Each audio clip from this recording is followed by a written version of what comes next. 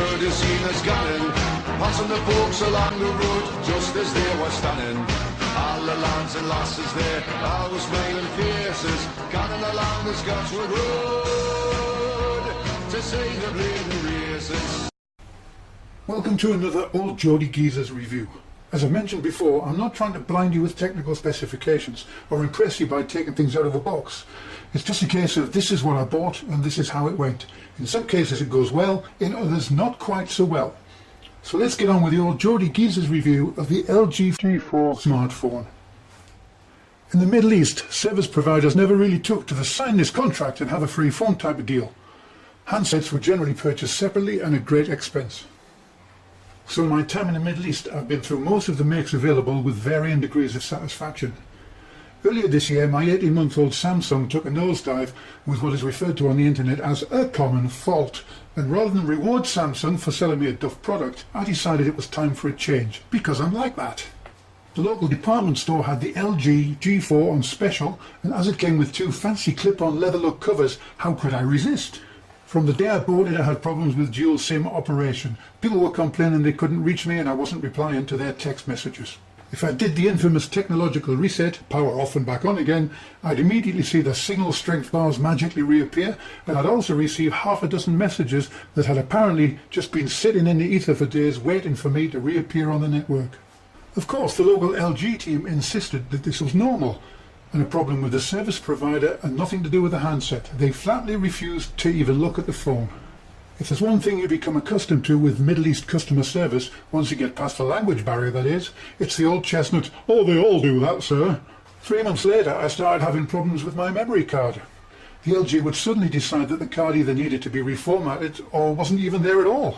Trying 2 or 3 different cards, I quickly figured out that this was a problem with the phone and not with the cards themselves. After a quick scan on the internet, it became obvious that this was indeed yet another LG common fault. The local LG agent wasn't particularly keen on the concept of an international warranty and suggested I go back to the shop that I bought it from a mere 3,000 miles away.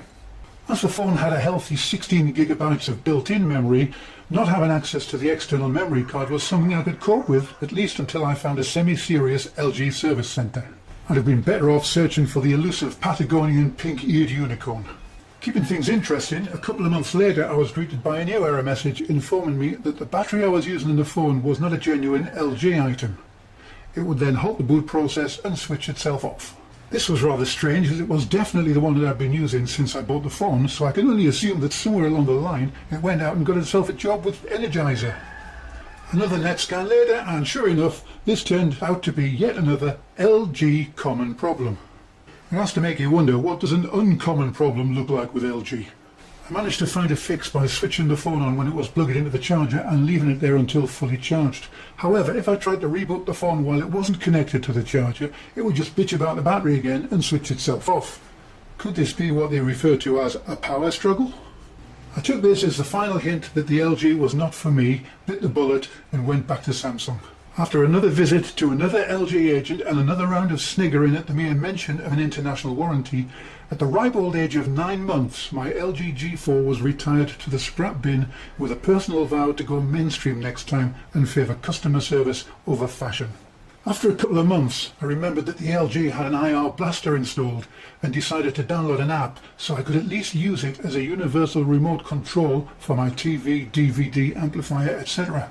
I downloaded the app, programmed it with all of my devices, and before I got the chance to watch my first movie, the screen went red, the phone made a very worrying crackling noise, and I was left with a very expensive doorstop. I've worked with technology for over 30 years, and I appreciate that companies very rarely get to launch a perfect product. I can accept that they didn't get the dual SIM thing right, or the SD card issue, or even the battery problem, but what will put me off LG for life is the joke that they refer to as customer service. Do I really need to summarise my recommendation of this product? I think not. This has been the Old Geordie Geezers review of the LG G4 smartphone.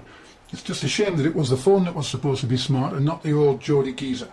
Oh well, you win some, you lose some, and you lose some more. On the plus side, this has to be one of the most fashionable leather look doorstops available, and possibly one of the most expensive too. If you have any questions or comments about this phone, then I'm probably not the right person to be asking. So it's cheers and ta-da from the Old Geordie Geezer.